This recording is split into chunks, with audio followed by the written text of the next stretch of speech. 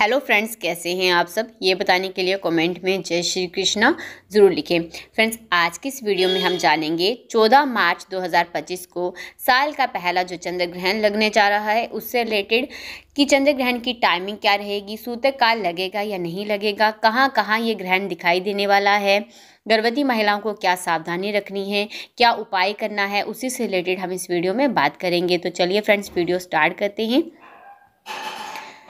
साल का पहला चंद्र ग्रहण 14 मार्च शुक्रवार को लगने जा रहा है। इसके बाद 29 मार्च यानी शनिवार को साल का पहला सूर्य ग्रहण लगेगा।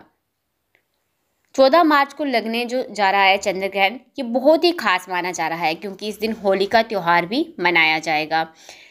इस समय पर ज्योतिष के मुताबिक जो चंद्र ग्रहण है वो 14 मार्च को सुबह 9:27 से दोपहर 3:30 तक ये ग्रहण दिखेगा। ग्रहण की जो कुल अवधि है वो 6 घंटे 3 मिनट की होगी। हालांकि ये ग्रहण भारत में दिखाई नहीं देगा, लेकिन तो भी गर्भवती महिलाओं को पूरी सावधानी रखनी है। अब किसी भी ज्योतिषाचार्य, किसी भी पंडितजन से आप पूछ सकते हैं। आपको यही सलाह दी जाएगी कि आपको ग्रहण के नियमों का पालन ज़रूर करना है, क्योंकि ये जो ग्रहण है ये बहुत ही अशुभ बताया जा रहा है।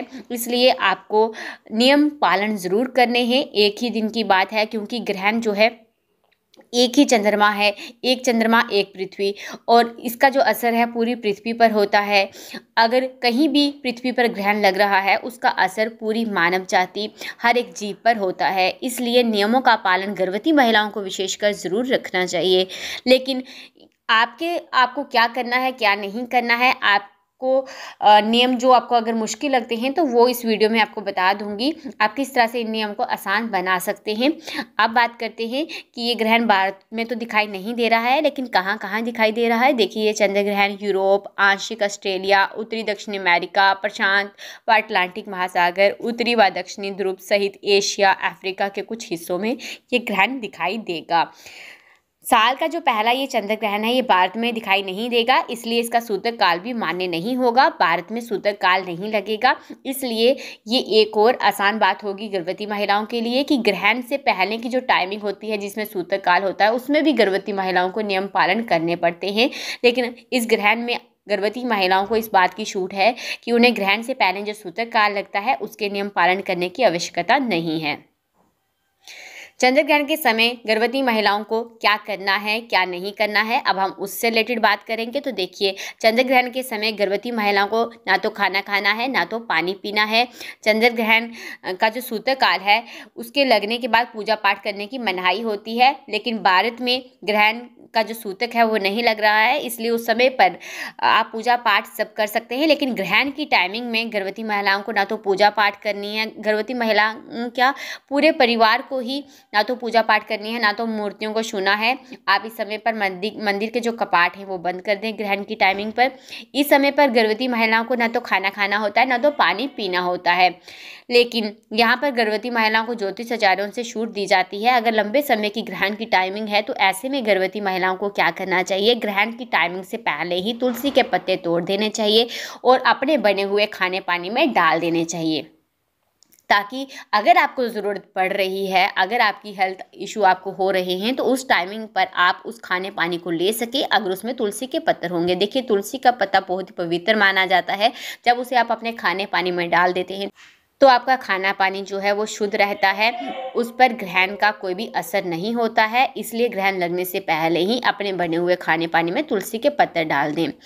और अच्छा यही रहेगा कि आप ग्रहण की टाइमिंग से पहले ही खाना बना लें, क्योंकि खाना बनाने के लिए आपको सब्जी कट करनी पड़ेगी, चाकू का इस्तेमाल करना पड़ेगा, चूल्हा जलाना पड़ेगा। तो ये सारे कार्य वर्जित माने जाते हैं, क्योंकि ग्रहण की टाइमिंग पर चूल्हा जलाना, सब्जियों को कट करना, चॉपिंग, कटिंग, जितने भी कार्य होते हैं सारे वर्जित माने जाते हैं। नुकीली चीज़ों का इस्तेमाल करना, चाकू, कैंची, पेन, पेंसिल, सुई, सेफ्टी पिन, इन सब चीज़ों से आपको इस समय पर दूर रहना है। आपको किचन के कोई भी काम नहीं करने हैं, ना ही आपको करने हैं, ना ही आपके पति को करने हैं। इसलिए ग्रहण की टाइमिंग से ही पहले ही आप खाना बना लें और खा लें, और तुलसी के पत्तर अगर जो खाना बना हुआ है उसमें डाल दें, ताकि ग्रहण की टाइमिंग में या फिर ग्रहण के बाद भी आप इस खाने पानी का इस्तेमाल कर सकें। जैसे दूध, दही, सब में आप तुलसी के पत्तर डाल दें। और हो सके तो आप भी गले में तुलसी की माला पहन लें, पेट में गेरू का लेप कर दें और ग्रहण की टाइमिंग में कुछ उपाय कर लें, जैसे पेट पर गेरू का लेप करना है, आपको तुलसी की माला पहननी है, अपने पास एक नारियल ज़रूर रखना है। ये सारी चीज़ें करने से आपके इर्द गिर्द एक पॉजिटिव ऑरा बना रहेगा, जिससे ग्रहण का जो भी नकारात्मक ऊर्जा होगी उसका प्रभाव आप पर ना तो आप पर होगा, ना ही आपके गर्भ में पल रहे बच्चे पर होगा। आप पूरी तरह से सुरक्षित रहेंगे।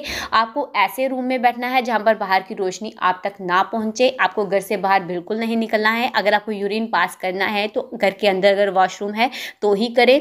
अगर घर के बाहर है तो आपको घर के अंदर ही कोई टब का इस्तेमाल करके, जुगाड़ करके आपको यूरिन पास करना पड़ेगा। घर से बाहर आपको बिल्कुल नहीं जाना है। तो भी अगर आपको बहुत इमरजेंसी है घर से बाहर जाने की, तो आपको अपने आप को पूरी तरह से कवर कर देना है। अपने सर पर अम्ब्रेला ले लेना है, अपनी बॉडी को पूरी तरह से कवर कर लेना है। देखिए, आपको हल्के में ग्रहण को बिल्कुल नहीं लेना है। नेक्स्ट है, ग्रहण की टाइमिंग में आप टीवी मोबाइल सब देख सकते हैं, लेकिन बस इस बात का ध्यान रखना है आप जो भी देखें पॉजिटिव होना चाहिए। कोई भी इस समय पर आपको नेगेटिव थॉट्स दिमाग में नहीं लाने हैं, नेगेटिव चीज़ें नहीं देखनी है। आप जितना भगवान का नाम सुनेंगे, आप मंत्र जाप करेंगे, हनुमान चालीसा सुनेंगे, कोई भी जो है स्पिरिचुअल सीरियल देखेंगे जिससे आप पे पॉजिटिव इम्पैक्ट पड़े, वही चीज़ें आपको देखनी है। इस समय पर अगर आप लगातार मंत्रों का जाप करेंगे, अपने इष्ट देव का स्मरण करेंगे, तो आपके घर में पल रहे बच्चे के लिए बहुत ही अच्छा माना जाएगा। ग्रहण की टाइमिंग के बाद आपको नहा लेना है, पूरे घर की साफ सफाई कर देनी है, पूरे घर में गंगा जल का छिड़काव कर देना है, खुद भी गंगा जल पी लेना है, और उसके बाद आपको पूजा पाठ करनी है, भगवान से प्रार्थना करनी है ताकि आप और आपका बच्चा पूरी तरह से सुरक्षित रहें। और ग्रहण की टाइमिंग में आपको एक और उपाय कर लेना है। ग्रहण की टाइमिंग में आपको अपनी लंबाई जितना काला धागा लेकर अपने जिस रूम में बैठे हैं उसके कोने में टांग दें। ध्यान रहे धागा टेढ़ा ना हो, इसके लिए सैलो टेप से चिपका दें। ऐसा करने से माना जाता है ग्रहण का जो भी नकारात्मक प्रभाव होता है वो आप पर ना होकर उस काले धागे पे होता है। और ग्रहण के बाद इस नारियल जो आपने यूज़ किया और इस काले धागे को आपको चलते पानी में विसर्जन कर देना होता है, या फिर कहीं मंदिर में पीपल के पेड़ के नीचे आप रख सकते हैं। ये आपको उपाय जरूर कर लेने हैं। और जो ग्रहण के नियम बताए जाते हैं, जैसे आपको इस समय पर रिलेशन मेंटेन बिल्कुल नहीं करना होता है, गुस्सा नहीं करना होता है, सजना संवरना नहीं होता है, ऊंची आवाज़ से किसी से बात नहीं करनी होती है, बस आपको भगवान को याद करना है, भगवान का स्मरण करना है, किसी के बारे में बुरा बिल्कुल नहीं सोचना है ग्रहण की टाइमिंग में। तो फ्रेंड्स, पूरे के पूरे नियम मैंने आपको बता दिए हैं और उपाय भी आपको बता दिए हैं आपको क्या करना है क्या नहीं करना है। तो भी अगर आपकी कोई क्वेरी है तो नीचे आप कमेंट करें, मैं उसका रिप्लाई देने की ज़रूर कोशिश करूँगी। तो फ्रेंड्स, बस इस वीडियो में इतना ही। फिर मैं मिलती हूँ आपको एक और नई वीडियो के साथ। तब तक अपना खास ख्याल रखिए। Thank you guys.